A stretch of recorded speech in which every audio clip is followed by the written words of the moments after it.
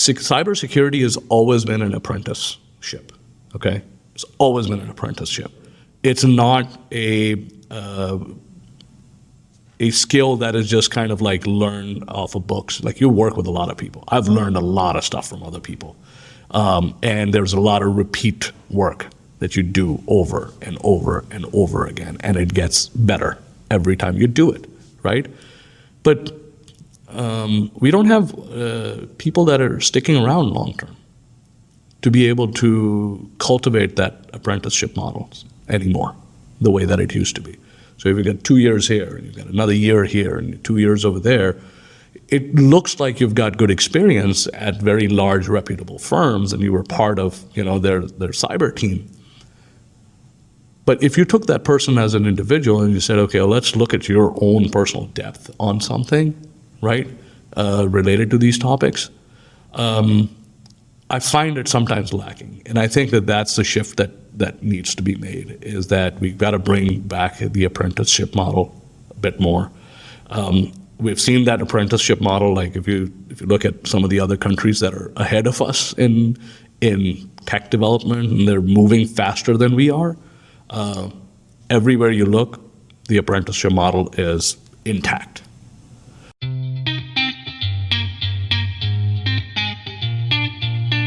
This is Identity at the Center. If it has anything to do with IAM, this is the go-to podcast.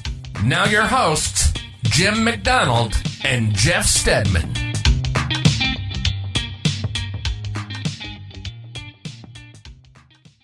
Welcome to the Identity at the Center podcast. I'm Jeff, and that's Jim. Hey, Jim. Hey, Jeff, how are you? Not so bad, Cowboy. How are you? I was wondering it, because I was going to scold you if you didn't say anything about my hat. How could I not? How could you not? I mean, okay, so we're at Gartner IAM, Grapevine, Texas, and I'm the only one wearing a cowboy hat. I'm a little disappointed. Okay, well, you're sticking out like a sore thumb. You've got the cowboy hat, you've got the Hugh Hefner sort of crushed velvet jacket.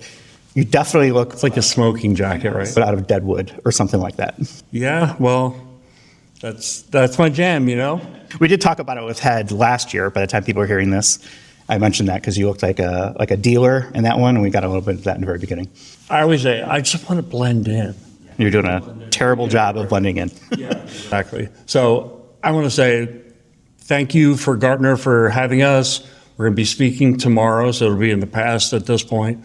But they've hooked us up with a room. They've done a really nice job. RSM has paid our expenses to be here, so thank you to them as well for, making this possible to be here and to put this podcast together for the community. So thank you. Yeah. So thank you to Gartner. Thank you to RSM. Why don't we jump into it? Because this is really the start of a series that we're going to be working on throughout 2025. And this whole idea of identity at the center, right? That's what we named this podcast. And it is all about the intersection of cybersecurity and digital identity. And one of the things that I think about here is, as identity people, we sort of get into our silo sometimes, like, oh, it's identity thing. But we really need to understand how identity plays in other parts of organizations, security, privacy, because we cannot be successful as an identity individual within an organization. There needs to be organizational buy-in. So a lot of these conversations that we have, sometimes you're reaching outside of the identity team, a lot of times, most of the time, I would say, and you really need to kind of understand, okay, well, what are the tricks, the tie-ins, right, to how does this affect maybe somebody who is in application security or attack penetration, or maybe even the business or strategy or risk, right?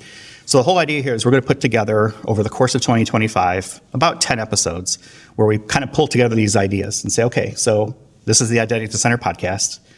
What does that mean when it comes to X? And today we're kind of setting the stage with it. So we'll kind of go with that. We're going to talk obviously about digital identity and all these, but hopefully that makes sense. Anything you want to add? I mean, what I'd like to add to that is, like, the biggest theme that's happening at the conference and in the industry overall is this idea of identity security. So it's that identity is moving into a larger role within cybersecurity overall.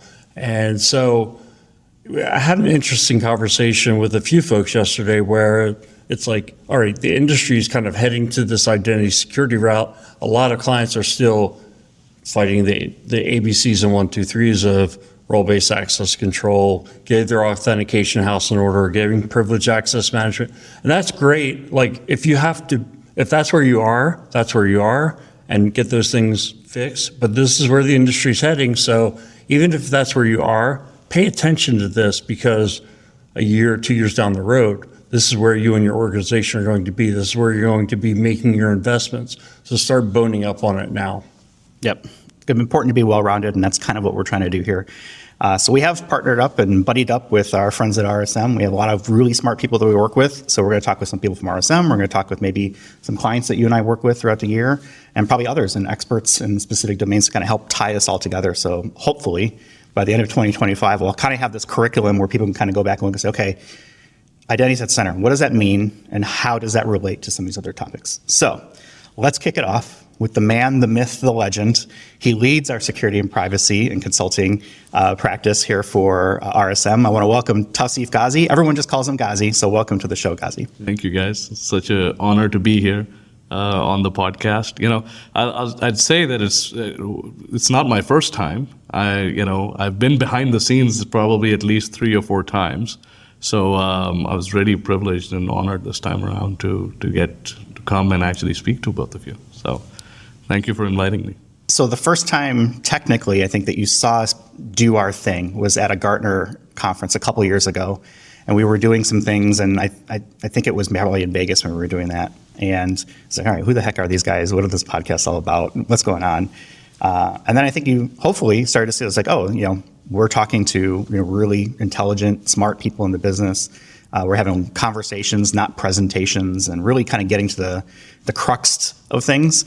So hopefully that made a good impression. It must have, because we're still doing it 2 years later, and you've been very supportive of what we do. No, it was definitely a really, really good impression. And, I was really floored. I mean, I had listened to the podcast before, but, just the guests that were on and their perspectives, there was so much learning. I just find that really, really intriguing. Because, cybersecurity, we're going to get into this today. It's not a topic that's can be solved by 1, 2, 3 people in an organization. I mean, it's an organization-wide activity, right? And there's a lot of lessons that we got to learn from other organizations, other colleagues, third parties that are helping support one another. There's such a huge vendor ecosystem now around cyber. So bringing all that together, and getting that perspective, I think you guys have done a really good job with this podcast, and I was really impressed with the guests that come on. This is going to be the downfall, probably. Well, flattery will get you everywhere on this podcast. I'm very fond of saying that. And now you're in the hot seat, so we've got you here for the first time. It's tradition when you come on our show that we talk about origin stories. So give us the Ghazi origin story. How did you get into cybersecurity at large? It was really by accident. I was a young boy. I really didn't know much about technology. But my father was very good about making sure that technology was around me always. I used to have a ZX Sinclair Spectrum Plus computer that, most people probably don't know what that is, but, it was a pain in the neck to boot up and work on. And, I was resilient on making sure that it worked. So it kind of, having access to it, one was really good. But in my, teens, 17, 18, one of my first jobs was actually at an internet service provider. And it was really doing customer service work. However, the customer service call center was right next to the server room. And I was fascinated by what was going on in that room, right? So I made friends with the server engineer. And I used to work the night shift. So, after customer service calls died down, after all the kids were offline, MIRC and all of that, right? Him and I would sit there and, we would talk about routing, we would talk about Sun Microsystems, all kinds of other things that were going on. So I got fascinated by that. And that's how I kind of stepped into it. Learned a lot of infrastructure, learned a lot of Windows, a lot of Microsoft tech, and really started on the infrastructure side. And then I was really fortunate to step into the security and privacy kind of realm. It came through a public accounting angle with a Big Four. But that gave me an opportunity to actually go and build a cyber practice. And, that gave me, while I understood the tech, it gave me new aspects of what application security means, right? What penetration testing means, and how do you bring that back together? And then that extended beyond even enterprise systems into operational technology systems, do a lot of IT and OT convergence work in my career. And little by little, that's just kind of grown, and I've always been fascinated by cybersecurity and just tech in general. So it's constantly kind of fed itself. I have a finance degree, so I don't really have any. I've never felt the need to actually go and study it in the university and such. So that's kind of my origin story. Been with RSM about 10 years now. I lead our security and privacy practice for North America. But my day job is, obviously I'm the practice lead, but I'm a client service professional. Really helping organizations build their cyber programs, help them mitigate against the wide array of risks that our clients face today. And that cuts around identity, that cuts around perimeter, endpoints, user awareness. I mean, you pick a cyber concept and it's there. And then, there's industry specialities that you have to have within that realm that you have to bring up as well. So it's been a very, very good journey over the last 25 years in this space and just learning from our clients and giving back, those learnings to others that don't know it. So, Ghazi, I love that curiosity angle you talked about. You saw the server room, you got excited, you know what's going on in there. Let's stay curious, man. You got to stay curious. And I talk to folks who listen to the podcast. I don't think there's anybody's job description that says, listen to this podcast. If people listen to the podcast, they're trying to expand themselves. But I would say that's a key for anybody is you've got to be curious. You've got to put in the extra hours to learn. If it's not what you want to learn, figure out what it is in this world that you want to learn and what you're passionate about, do that. But if you want to be in this space, there's endless amounts that you can learn. Absolutely. I tell people that I'm coaching all the time that, those learnings don't stay with an organization, right? That's investment in your own self, right? And you're going to carry that wherever you go. So a lot of times people say, well, I don't want to work 40 hours or I don't want to work 50 hours. I'm going to do my job and I'm going to go home. That's a disservice to yourself. Right, and I'm not saying that you should do your job in a way that you're overextending. Your personal time is very important. We'll talk about what I do for my personal time maybe today as well. But I do think that there's investment that's required, right?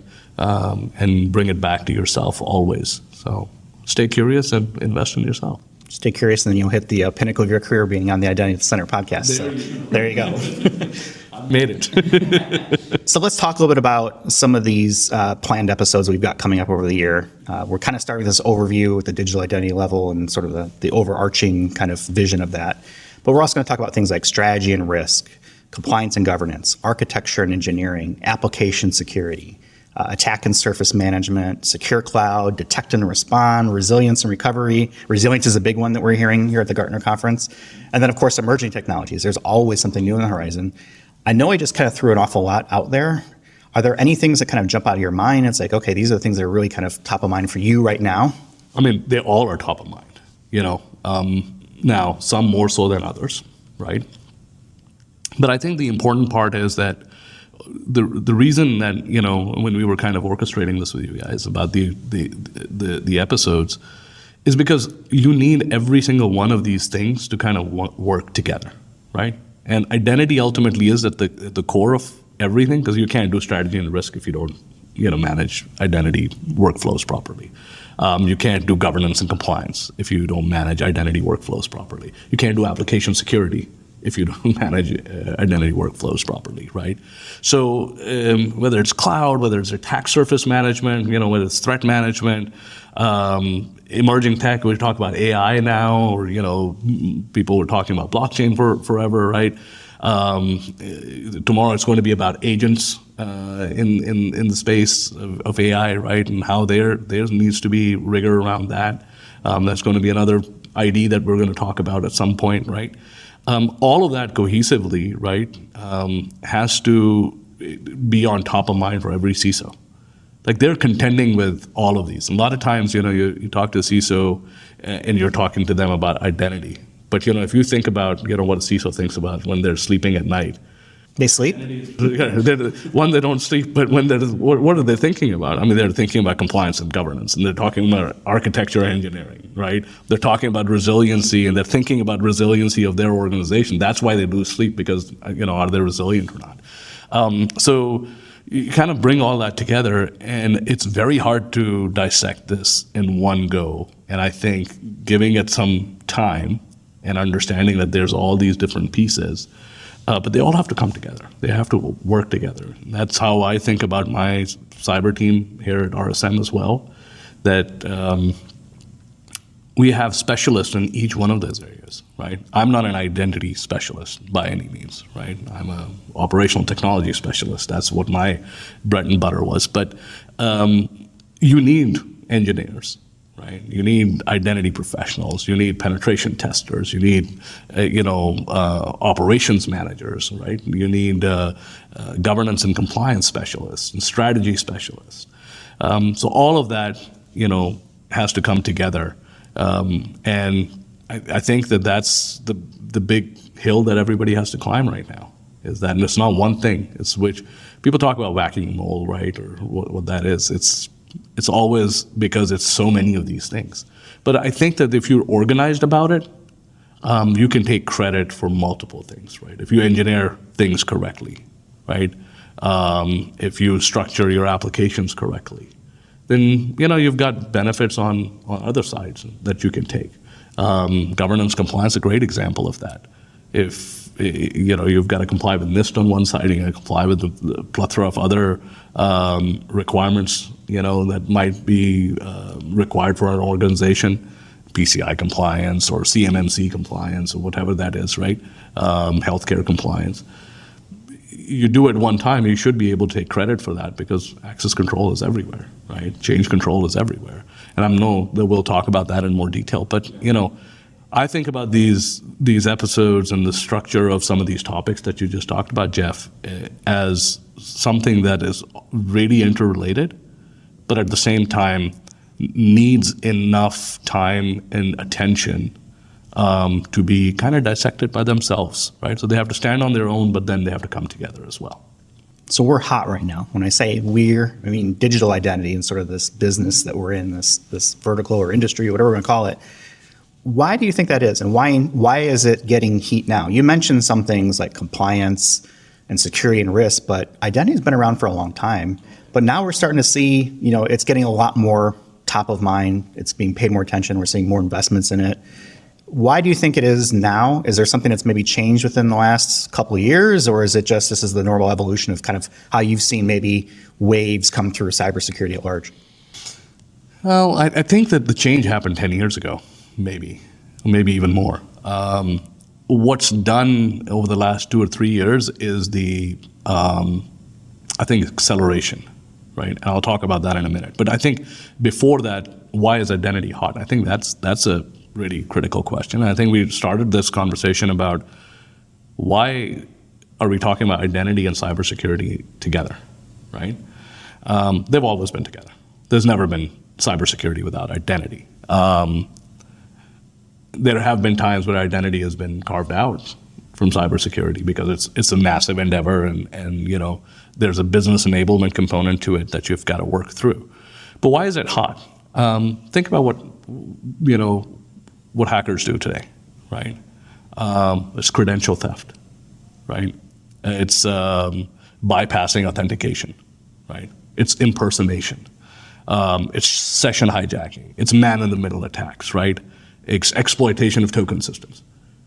Everything that I just said is related to identity one way or the other, okay? So I don't know if you've ever played this game, Call of Duty.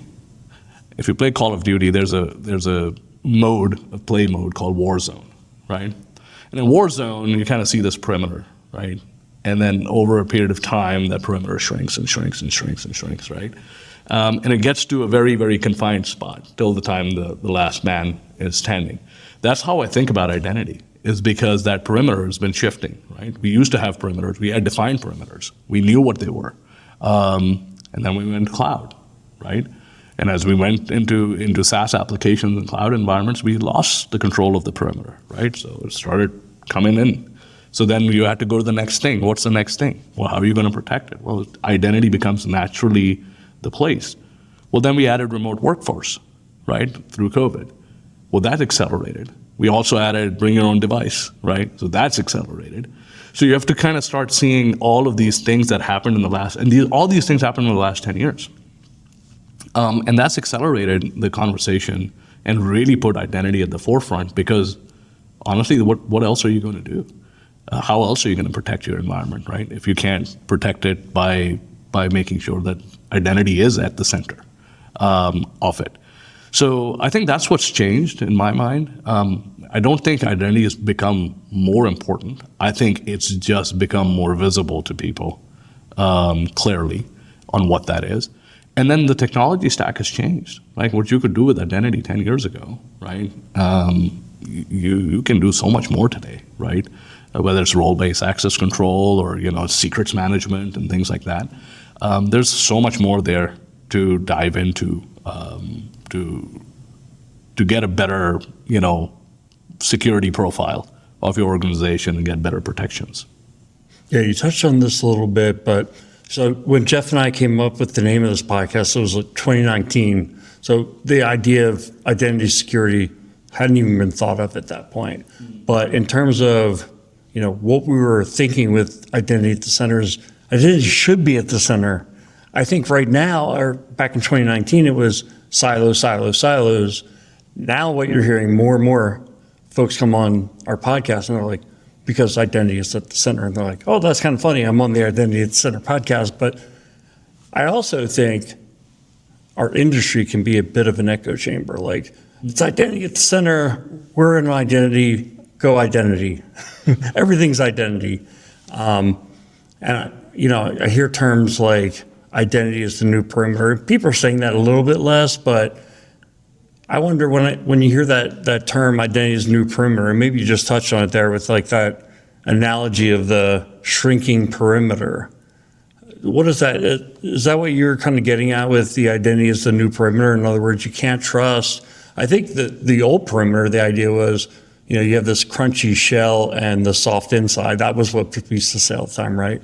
And that doesn't work anymore. Like the crunchy shell is just, you almost might as well not even have it, even though I'm more in favor of layers of defense. In other words, like, get past the crunchy shell. Now get past this, and then, we're going to instantiate the identity check.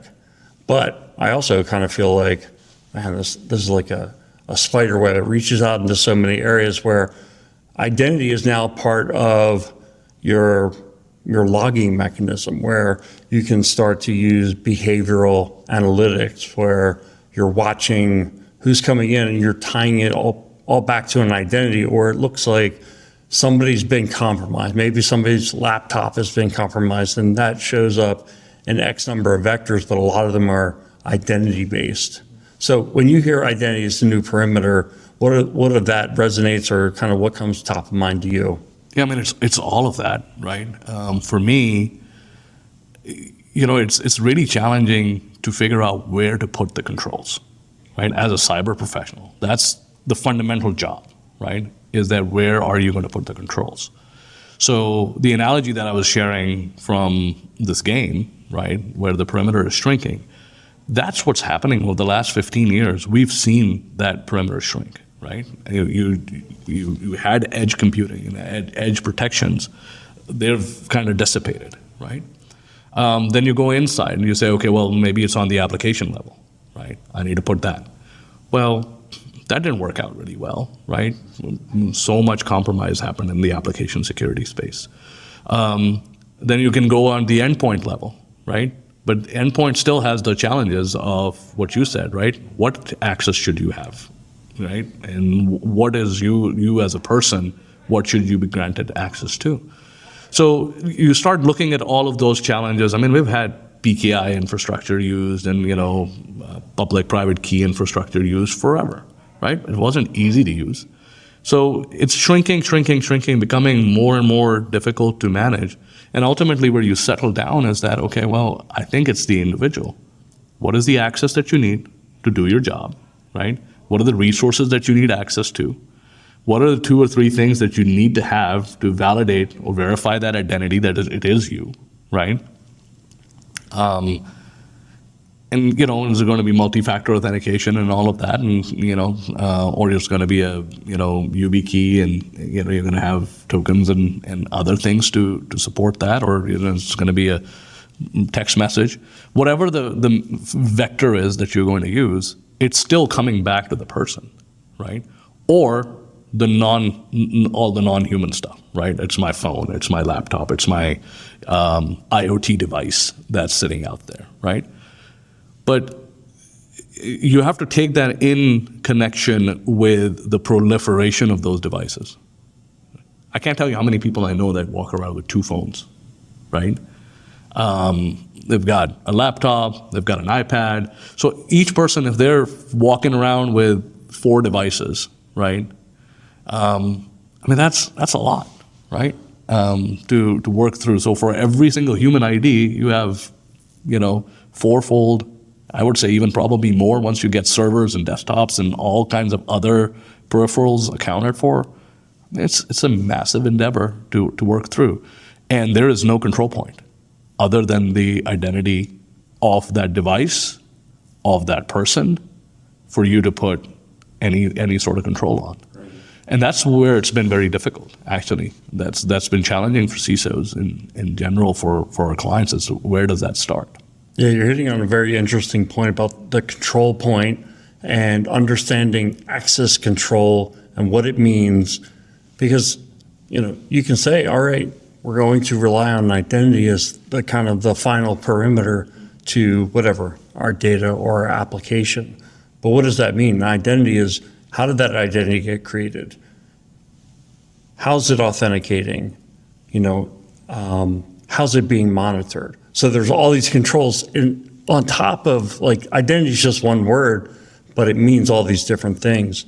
One of the things that I'm really interested in with this series that Jeff and I are starting up around the intersection of identity security and cybersecurity is the conversations that we're going to get into. So for example, one is secure cloud. When I think about secure cloud, there's, I think of 2 types of clouds primarily. One is your SaaS applications, and one is your platforms or your infrastructures as a service.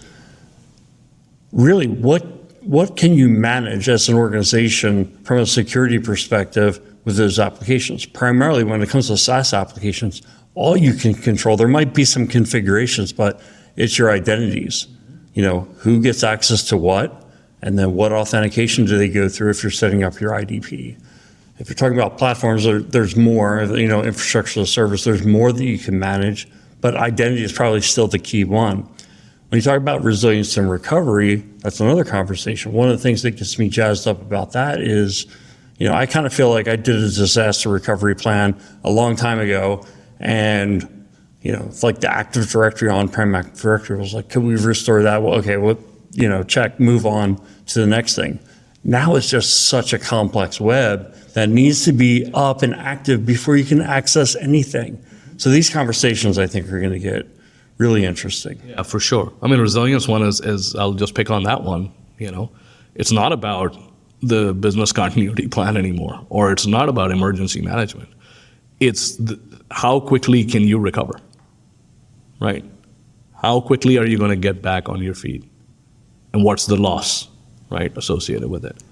So, you start thinking about resiliency very differently. In order for you to accomplish that, yes, you need a business continuity plan, right? But you need to make sure that your vendor ecosystem is just as tightly knit, because when an issue happens, it's especially if it's related identities, and those identities are cutting across multi-cloud, those identities are cutting across multiple SaaS applications. Well, you got to have all those people in the huddle with you, right, to solve for it. Yeah. Your security operations centers need to be read into it. You've got to have better monitoring and all of that. I mean, you talked about even identity-based threat monitoring earlier. I think identity-based threat modeling is going to be like almost a necessity. So you can't flip things back on until that's working. If you do, it'll be down in 5 seconds. Exactly, right? So you have to rely on the heuristics and the behaviors of people. Ghazi connects from this device, from this geographic location, 95% of the time. If he's outside of that, there probably should be a flag somewhere. I'm really excited for that conversation because I think another thing when it comes to disasters is the nature of disasters is different. You could still have an earthquake and your primary data center that you manage goes down and then you fell over to SunGuard or something. The new disaster is a hacker comes in and encrypts all your data. It's an intentional disaster. There's no failing over to another data center. Yeah, and we consciously, at RSM, we moved our business continuity team and our disaster recovery teams alongside our cyber teams because a lot of those events now are actual cyber-related events, right? So you have to be integrated in delivery of that service. And it's not just for us to integrate and be able to deliver that service, but it's also for our clients. They have to think about it the same way, right? Because they can't, you have to have all of these pieces together to be able to solve that problem. And it's very difficult when you're in that boat where, your data is encrypted. Yeah, Ghazi, one thing I want to talk to you about while, I don't want to shift completely away from this technology conversation, it's so exciting, but you manage a large organization of cybersecurity professionals. There's a huge skills gap out there, and it gets worse every year, right? Even though we're starting to build many more or create many more opportunities for people coming out of college or coming into the industry, however, the gap gets wider and wider between the need and what's available. And so you had some ideas in terms of you talked about being from a public accounting firm and that being a great opportunity for folks to kind of learn the base skills and turn into cyber professionals. I was wondering if you could explain why that is. Yeah. I'm a techie, right?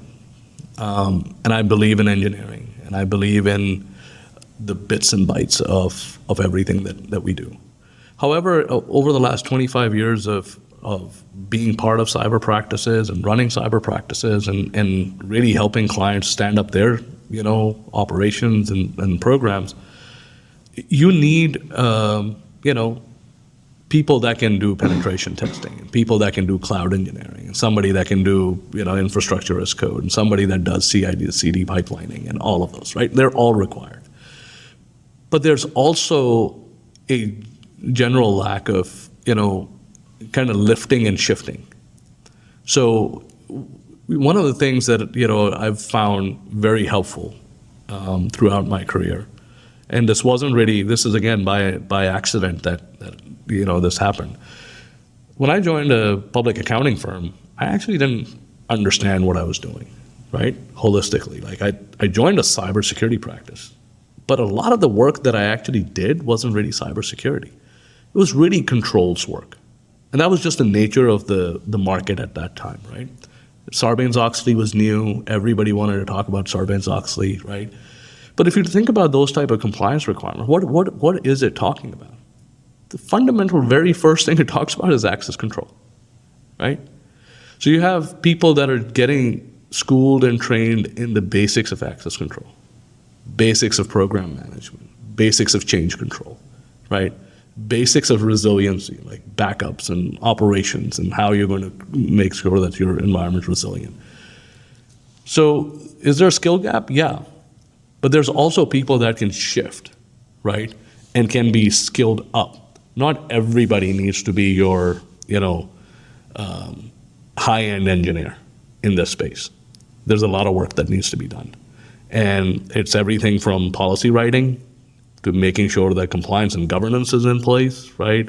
To making sure that, the programs are being managed appropriately and orchestrated. Cost management is a huge portion of it. Like there's a lot of cost to cyber tools. There's a lot of FTE cost associated with cyber management of cyber operations, right? So management becomes just as important as the skill set. So I think that there is definitely places you can pull from to holistically build a team, right, and orchestrate this. It's been really successful for me, right, to upskill people. It's been really successful for me to actually invest time in the university systems and actually help them kind of develop the program that we need. Because the biggest issue is not that you're not getting people that have a cybersecurity degree. I mean, most universities now offer a cybersecurity degree. That wasn't a thing 20 years ago, right? There was barely an IT was a thing 20 years ago. Exactly. So whatever they're learning in school is better, right, from a cyber perspective than it was 20 years ago. However, are they coming in ready, right? Ready to jump in? And I think that there's a gap there.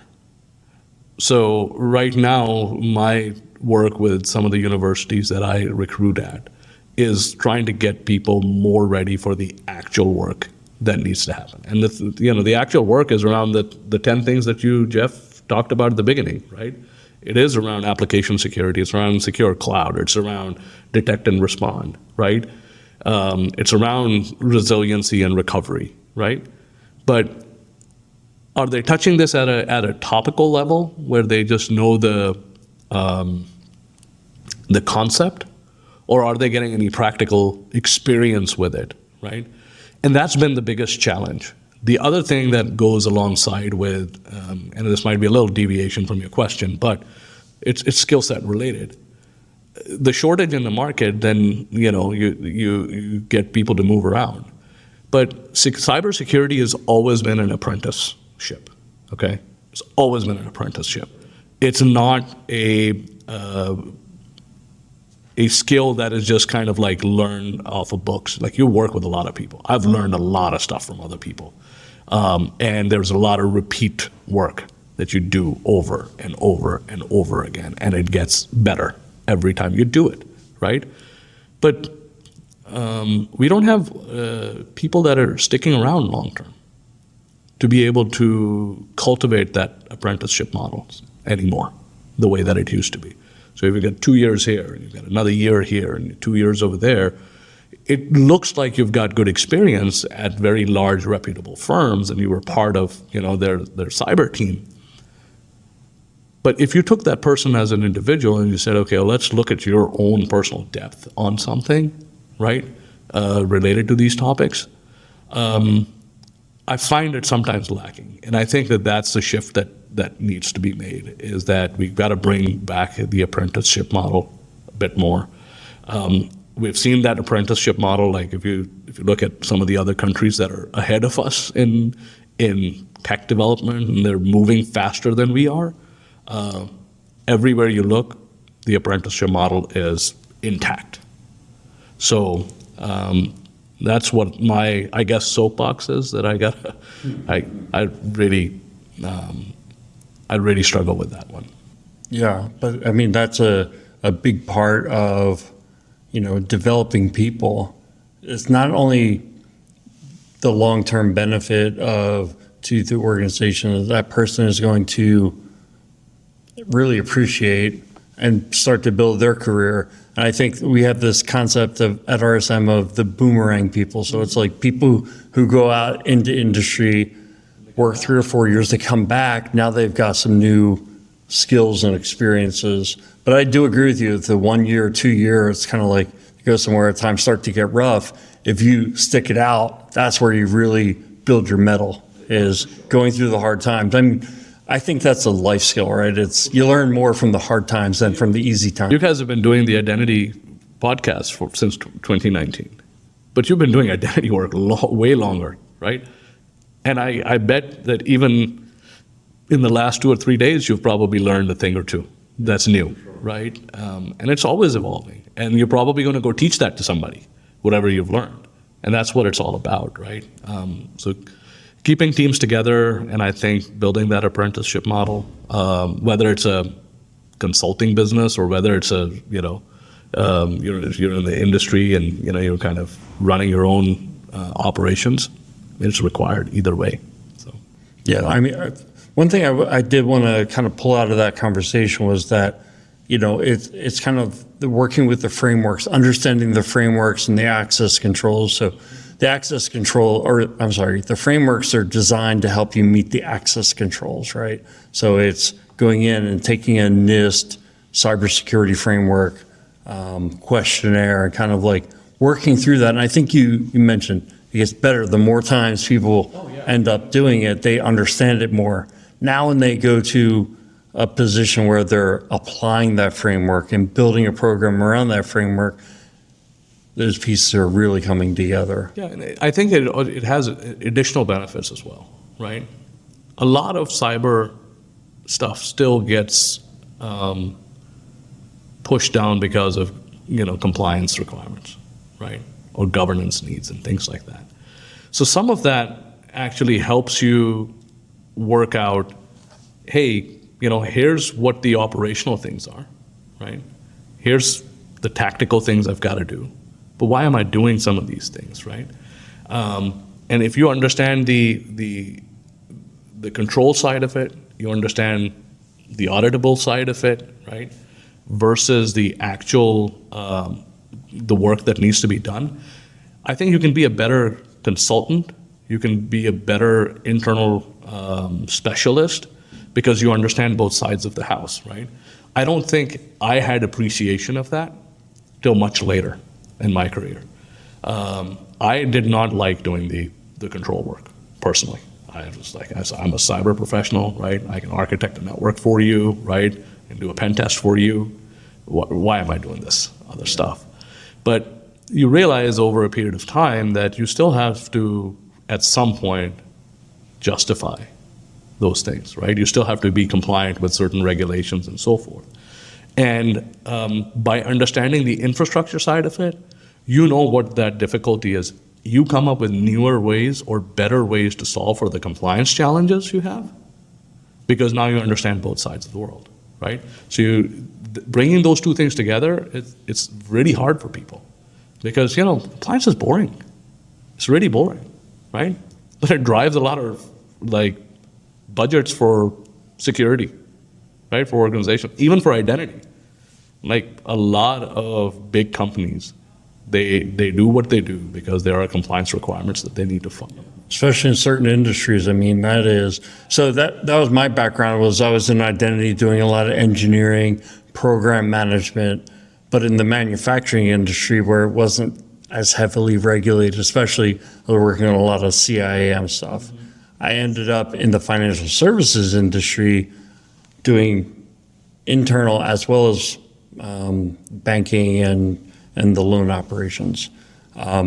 What I found out, especially on the workforce side of the house, was the regulatory framework or regulatory oversight, which led to all the frameworks and having the GRC controls in place, tested on a frequent basis, and making sure it's a lot more rigid and demanding.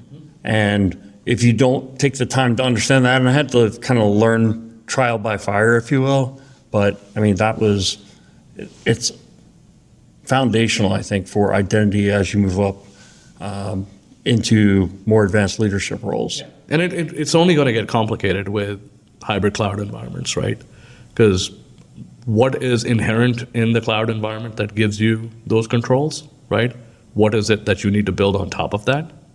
Because just by putting your stuff in the cloud, you're not, it's still your risk, right? It's still your data.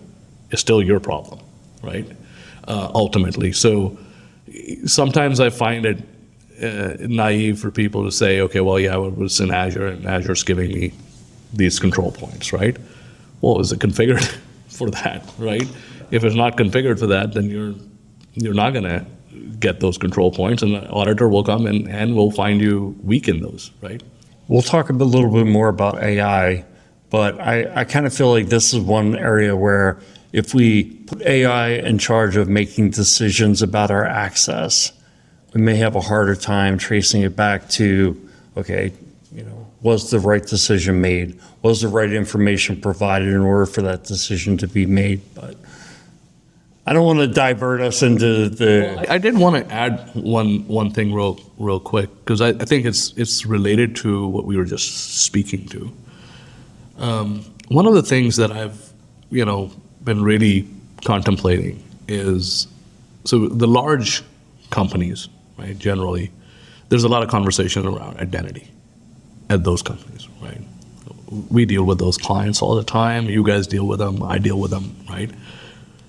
But we have about 30,000 companies that are in the $500 million to $5 billion range, right, in the United States. They don't have the resource leverage that some of these larger companies have. They don't have the budgets, right? But they're still contending with the same proliferation, right? They have scaling issues. They're still running hybrid environments in most cases. They still got on-prem, and then they've got some stuff in the cloud. It's not very cohesive, right? They still need to be compliant with different requirements, right? So you kind of think about that demographic, and I think that we've seen over the course of predominantly in the last 5 years, that the attack vectors have shifted from large corporations, right, to some of these middle market companies or upper middle market companies, right? And it's because of that reason. It's because hackers are generally lazy, right? They're going to go after what's easier. And I think within the identity space, and generally broadly in the cybersecurity space, you can't functionally deal with those companies the same way as the larger companies are, because they don't have big programs that you can tap into. They don't have 10 resources to go pull on, right? They might have a total of 5. They might have a total of 2 cyber professionals that are in that organization, right? But they're still rotating through, $2 billion. So they need a lot of help as well. And I think there's going to be some changes that are going to be required on how identities are administered, or built, managed, operated for that demographic of clients. And we've been thinking about that a lot in RSM, on how we can make that mechanical and mechanize that holistically for that demographic of client. But that's huge. That's where most of the attacks are right now. They're getting scanned just as much as the big companies. And it's kind of like the point that you were making. I was thinking of like a safari example. The lion scans the herd and looks for what? The weakest, the youngest, whatever, the easiest target. Yeah. And so if we're scanning everybody and somebody's underinvested and has some weakness, it's like that's the target. Yeah, completely agree. So I thought I'd mention that a little bit, because it's been on my mind lately. AI is on the top of everyone's mind right now. I think I'd like to do a little bit of a lightning round, maybe an identity or security Rorschach test for you. So I'm going to throw out some terms, and just tell me what comes to mind when you hear the term zero trust. Oh. I don't think there's anything as zero trust. I think it's a great concept. Like, hey, I don't trust anybody. Okay. So you have to prove to me every single time that you're going to get access to a resource that, you are who you are, and you are connecting from where you're connecting. Otherwise, no. But reality is that it's not been implemented at an appropriate level, and it is extremely cumbersome to manage. It requires a lot of manual intervention. So I feel it's more, I'm not going to throw it as that it's not a good concept. It's a great concept. But it's hard to implement. It's really, really hard to implement. Real world execution is the trick, right? Because it's not just, well, I bought a zero trust product, now I'm zero trust. It's a combination of things. And there's a lot of, product conversation around it, right? Well, you get this product and you get that in and, it's going to solve the world's problems, right? But it's about how it's implemented. It's about how it's used. It's also very important. The one thing that I find missing in zero trust conversation is the business acumen within that conversation. Because no two businesses are alike, right? So what this business needs is very different than what this business needs, right?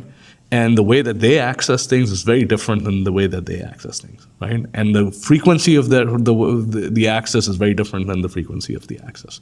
So I think that it has to be business-centric. Does it work? And I don't think that you need to have zero trust deployed everywhere. I think you need to know what you're trying to protect in the first place, and then define your zero trust architecture around that. A lot of companies just think, okay, well, that's by default, that's what we're going to go do. It's a very, very costly proposition to get that through and manage it. I wanted to throw one thing into zero trust conversation. I'm sure you've heard this your entire career of doing consulting in the cyberspace, which is you talk to a client and they'll say, well, only people who are plugged into a network slot can access this. They can get it, no password or no MFA. It's like, so as a consultant, you just nod your head. It's like, yes, that is better than if the outside internet could come in, no MFA. I grant you that. But if you're asking me to say that's okay, I'm not going to. Or the example we see all the time is, well, there's only 7 people in the domain administrators and we know them all. So it's okay. It's like, if you're asking me to tell you whether or not that's okay, the answer is no. It's not okay. You can't be. Familiarity isn't security? Exactly. That's spot on. So, I feel like that's an important part of zero trust. Like the implementation of it is like, okay, you may not get 10 out of 10, but let's not just like, because getting from 9 out of 10 to 10 out of 10 is just so difficult. We're just not going to do it. Fine, 9 out of 10, not 10 out of 10. No, I agree. I do, though, think that the zero trust conversation should be uncoupled from least privilege. They're two different things, right? A lot of times people just kind of combine them together. It's like, well, it's least privilege. Okay. Well, least privilege should be by DNA, right? That do you need 7 domain admins or did you need like 3 in the first place? Does their job actually require them? But what if? What if? And that's how that circle expands. Exactly. Well, I think there's also even vendors in this, technology vendors in the space that will actually encourage organizations to grant people access that they don't need by saying, oh, this role is 80% of the people who are in the accounting department have access to this application. So why not just give it to 100? It's going to be simpler to manage. There is a benefit to simpler to manage. But those 20% of people don't need the access. By definition of what least privilege is, they should not have the access.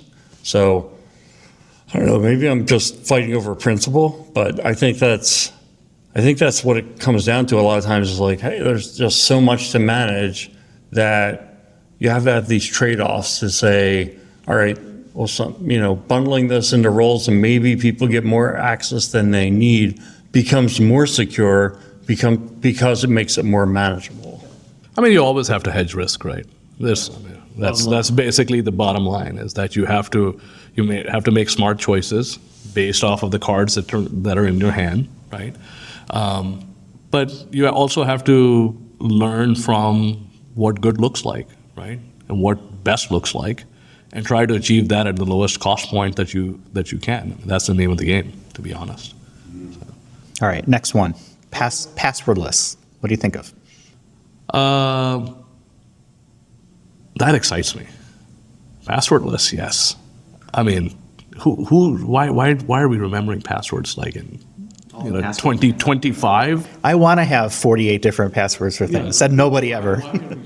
It's like it's the oldest thing that we've had, right?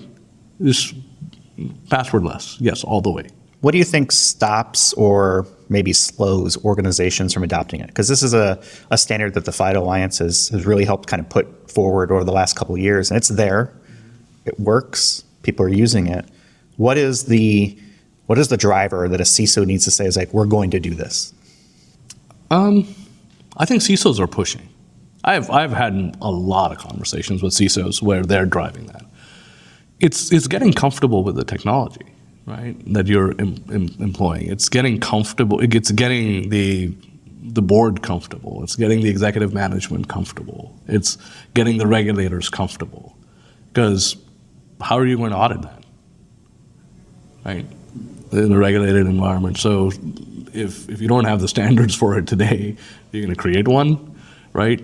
So it's all of those things, right?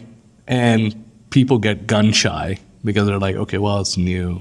Well, I don't want to be bleeding edge, but and this is not a bleeding edge concept. I mean, it's been around for a while, but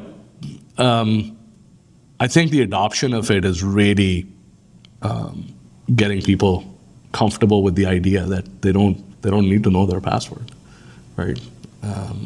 And how are they going to mechanize it? The processes are completely different, right? It's very much a possession-based authentication scheme, and not everybody has something that they're comfortable using for possession-based. And there are challenges, right? Field services and other types. Like, no two businesses are alike. It's easy where, if you're connected to the internet all the time and you're connected to a device all the time, okay, great. But, there's a lot of business. It's the edge cases, and I think that's the excuse that people give the most on why it won't work here. It's that legacy system or the field engineer. But I say then carve those out. Do passwordless everywhere you can, and do some other mechanism for the edge case. I agree. I mean, I that one excites me, Jeff. Like, I can't get rid of. So you're team passwordless. I'm with you on that one. I'm definitely team passwordless. How about, I'm going to call an audible here because I had a couple of different ones that we were kind of picked through. But you mentioned blockchain earlier. So when it comes to blockchain and decentralized identity, what comes to mind? Man, you could do a full podcast on that. And we have. In my Bitcoin wallet, what's it doing today? Yeah.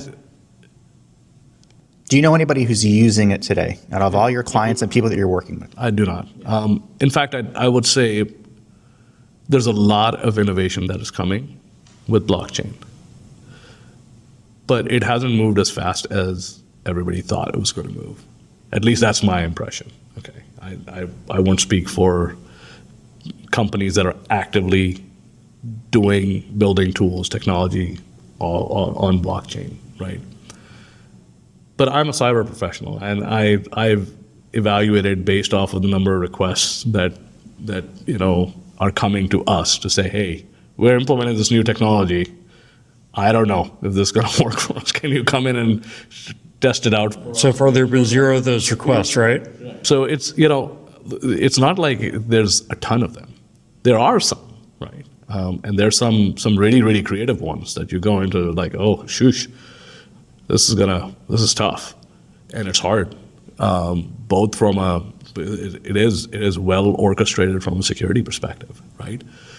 But then in general, I think your question is more around identity and distribution of that. It's very hard in an environment where you don't have you have obscurity. Like, how are you going to regulate that? Like, there's trouble already in regulating blockchain right now, where you're going to go and say a public company that is a SEC registrant that is going to come and deal with identity through obscurity, and you can't really manage that appropriately. I think it's a really tough sell right now. I think it's a great concept, but I think blockchain and crypto in general has to kind of flush itself out for the masses. Yeah, I feel the same because I think like it's a solution that's been out there now for a while, but I don't know anybody who's using it. Not in what I'll call the real world, right? I mean, sure, there are some excellent use cases for it. When it comes to decentralized identity, I think we have to figure out, okay, well, whose blockchain? Who's running that blockchain, and how are we making that interoperable with others? And do you trust the blockchain that it's on? I mean, at any given point, half the population is for or against government. There's healthcare, there's education, there's finance, and then you've got social media networks. You know, I think it's a really interesting, almost like a social experiment to say, okay, well, when does this come? Because I've been hearing about it now for, I don't know, almost a decade, I feel like. But I've yet to see I'll call a normal company, adopt decentralized identity as part of their identity apparatus. I haven't seen much of that either. So I think the interesting thing about blockchain is this uneditable ledger idea. I don't know the exact use case that it's going to be used for from an identity perspective, but I can tell you this, where at Gartner IAM, it's not being talked about. So there's probably somebody listening to this podcast right now like, you dummies, this is the future. Yeah, they're probably lighting up right now. I mean, I think the fact is not, like, blockchain as a technology is fantastic. Okay, so this is not a dig on blockchain in itself. Your question is it being used? Today, I don't see it being used. Are there solutions out there? Yeah. Are they implemented solutions where they're working? No. And just with any technology, it comes with its risks. You got to still figure out how you're going to make it resilient, right? How are you going to test it?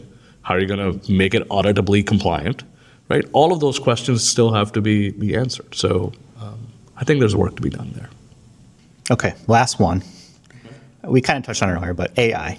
Where do you see AI taking us in 2025? Let's just do kind of a predictions. It's January when people listen to this. Where do you see AI taking both cybersecurity and identity, and maybe there's any linkage between the two? Well, I think that wherever we're going to go, it's going to be much, much better. So I am really positive on AI. Simple things, right? Security operations. There's so much potential to automate things, right? I think that there are certain cases that I personally believe, again, it's my belief system, so take it for what it is, that there is accuracy in decision making for AI. Because it doesn't have the emotion. I don't know if you saw this report. I might misquote it a little bit, but I think they ran some experiment with doctors, and they said, okay, doctors, diagnosing a complex problem for a patient, and they are going to do it by themselves. They're going to diagnose that problem with the assistance of AI, and AI will diagnose the problem by itself. And I think the AI diagnosed the problem 95% of the time, or 93% of the time, correctly. The doctors identified the problem like 70% of the time, or maybe it was 75% of the time, okay? And doctors using AI actually reduced their competence in their own ability to Meaning they became more reliant on the AI to make the... No, they didn't trust the AI. They didn't trust AI, okay. So I think it was 65% where it was. And so you take that, okay, we take it with a grain of salt, right? Because I don't know what the experiment parameters were and all that. But I do think that there are ample scenarios within cybersecurity, in the construct of cybersecurity, in a broad sense, where AI can be used to automate a lot of those decision-making points, okay? I've seen that within our practice and our security operations centers already in the amount of alerts that we are generating now, that we can use AI to cleanse through what false positives are and so forth, right? I think workflows will become really, really big in 2025. What does that mean? That means in doing your day-to-day activities, right? I'm a consultant, so I do a lot of consulting engagements, which require writing reports and making presentations and, evaluating controls and evaluating configurations and things like that. There's very, very simplistic ways of using AI to evaluate those to make the process more efficient and actually increase the quality in that, right? But you have to, what AI is not, it's not a silver bullet, right? You still have to give it the parameters. And the thing I think that I don't think this will happen in 2025, but it's very soon after. It's going to be the ability for AI to use agents on devices and do different things where, it can simplify the tasks. And I know people are afraid of that, right? That if you've got an AI agent running on your laptop and it's monitoring for 2 months of what activity you do, and it's kind of figures out, here's the patterns, here's what you do. Email comes in, you respond to it this way, and then you go do this task, right? If it can compress that and predict that. It could be you. Right? But then people take that immediately and say, okay, well, that means I'm out of a job. Okay? Well, no. It's not going to happen that way, right? You just have to stay abreast of it. But at one point, we used to have a ledger, right? We used to take this was the accounting spreadsheet. Somebody would debits and credits and write it down. And then spreadsheets came in, right? Now you don't see people walking around with a register underneath their arm, right? That has all that information. It's readily available. And then spreadsheets turn into ERPs and, all that information is available. Yeah, when's the last time you bought an Encyclopedia Britannica, right? To that point. But now, is the accounting profession done? No, you still need accountants, right? So I think that you have to separate the technology and what it can provide you from the actual, job that you have. Your job is going to evolve. The people that are going to lose their jobs are the ones that don't keep abreast of it, right? You got to make sure that you're abreast of it, you understand it, and utilize it for what that is. But something that used to take 40 hours can take 10 minutes to do? Yeah, why not? Why wouldn't we do that? Why wouldn't we take that efficiency, right? Why wouldn't a business take that efficiency? Absolutely we would. Yeah, I think that there's a lot of thinking that the upcoming generation, they're the ones that are going to lose their jobs to AI, and I think the exact opposite is true. They're going to be so much more efficient than our generation was because they're going to be able to use technology and have technology do all these menial tasks, things we don't think of as menial tasks right now, but we do them. They take a lot of our time to write reports or analyze reports, and they'll just be able to expand the amount that they get done, putting in less time, using the technology. So and we'll have to completely update the controls and the protections and the mechanisms of authentication that we have as that proliferates. Why? Because the bad guys are going to have it as well, right? They're going to make their workflows just as more efficient, right? So it's not just for, hey, it can use it for the good, right? Everything has two sides to it, and that comes with risks. That means that the security profession of the future will have to account for that to understand how those risks propagate and manifest themselves in our clients' environments and how we're going to protect against that, right? Are their programs, ready and set? And it's, with any new technology when you roll out, it comes with learning.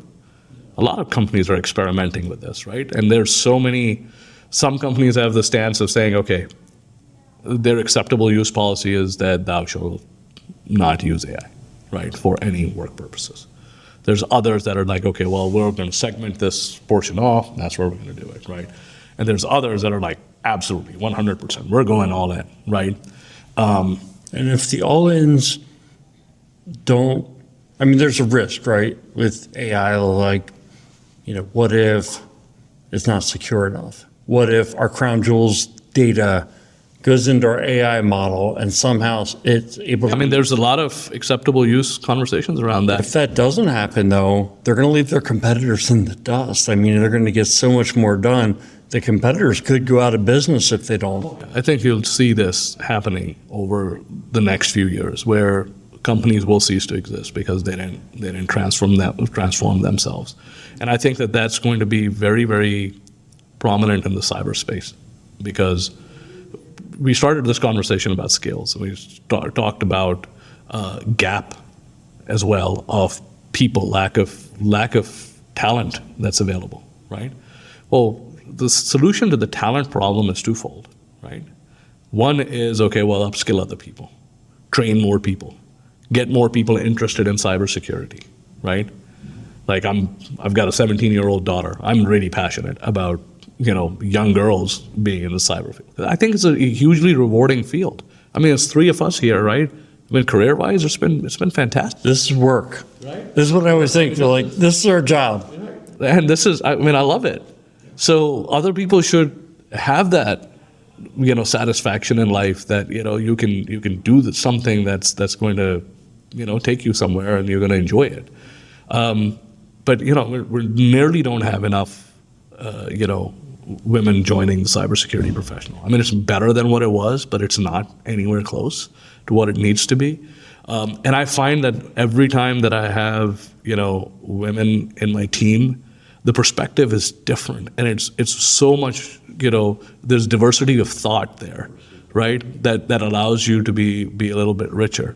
But the point on this was the skill gap is either you train people up, right, and you add more, or you solve it by technology, by taking out the manual work, right, and you transform that with tech.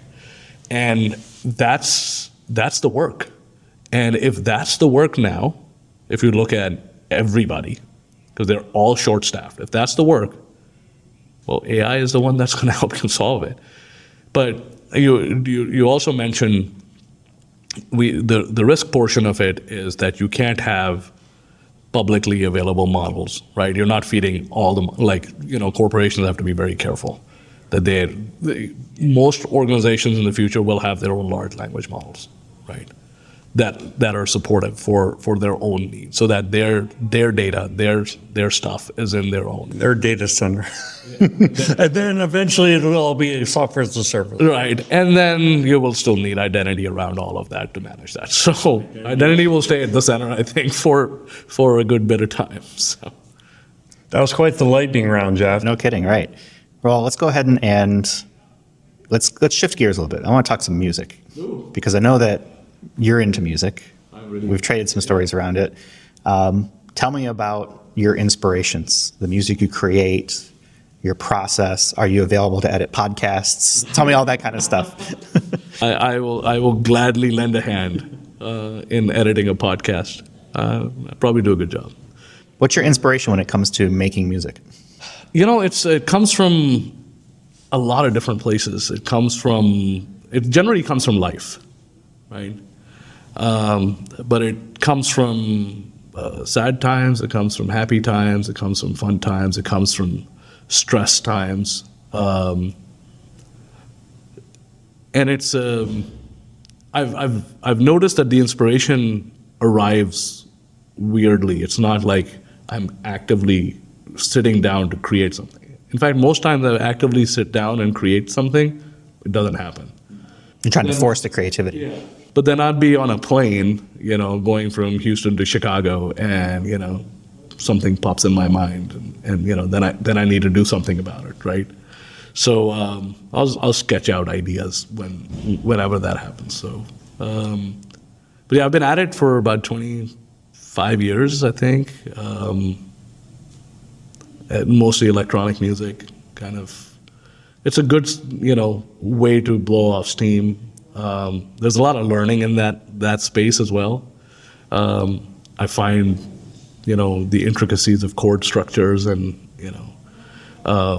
different genres of music and their intersection really, really fascinating. So there's a lot of learning there. I'm a geek when it comes to audio production.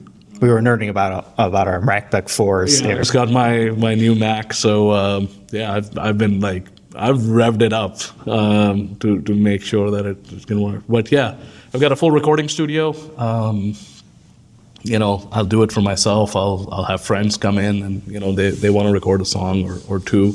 We'll do it. Got about 120,000 people following me on Facebook. So Maybe we'll get a couple more thousand maybe after listening to this. that's been fun. But it's I think for me, having passions outside of your work, it's not like I don't love my job. I love my job. But you have three parts to you.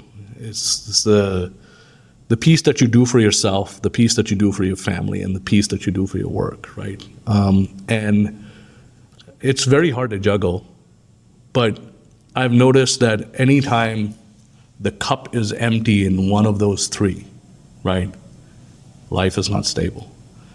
And you need to do a good job at work, and you need to make sure that you're creating something valuable. And just like I started this conversation, you have to continue to invest in yourself, because it's not really who you're working for or what you're doing, but it's really what are you getting back out of it.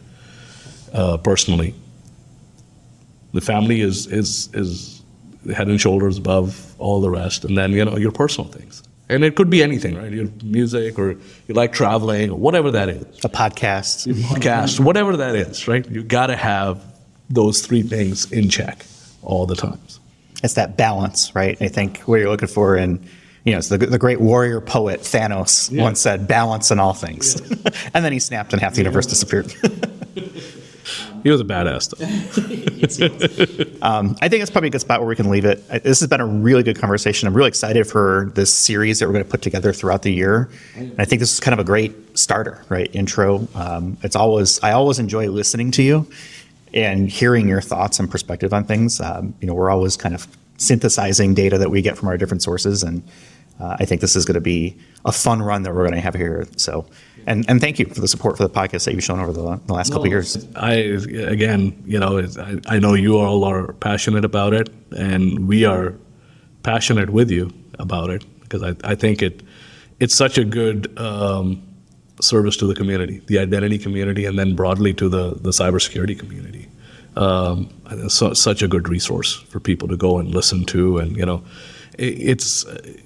it's easy to listen to, right? And we try. Yeah, a lot of people identify with those problems, and I think they could probably find some solutions through this, or at least a different thought process than what they've had. But I think the series that we've talked about, and just generally talking about how the intersection of cybersecurity identity happen, and how whether it's risk, governance, engineering, all these concepts, resilience, how they interplay. I think it's going to be really fun year for you all to dissect that, and I'm happy to support it. Well, this is what we do for fun, Jim. Our day job is identity consulting. I think we've done a good job with the podcast, people not realizing that we actually have day jobs. Well, I always say, people say, "Oh, Jim, you work really hard." I'm like, well, it's not quite like going into a coal mine or something, right? It's we got to pump that up. Like, yeah, it is. It's terrible. It is like my back. All right, let's go ahead and leave it there for this week. Thank you so much, Ghazi, for joining us. I'm going to have a link in our show notes to your LinkedIn profile for people to reach out. Maybe if I can convince you, get your Facebook link for the music stuff, so people could check that out as well. It's interesting we have such a diverse population of people, not only in identity but in cybersecurity. A lot of musicians we've actually had on the show and things like that. So it's very cool. We'll leave it there. We're on the web, idacpodcast.com. If you're watching this on YouTube, thank you. Like and subscribe. If you're not watching it on YouTube, check it out, idacpodcast.tv. Connect with any of us on LinkedIn. We're always happy to have conversations with folks and just kind of engage that way. And so we'll leave it there. Thanks everyone for watching and or listening. And we'll talk with you all in the next one. Thank you all. You've been listening to Identity at the Center. We hope you've enjoyed the show. Make sure to like, rate, and review. And we'll be back soon. But in the meantime, hit the website at identityatthecenter.com. See you next time on Identity at the Center.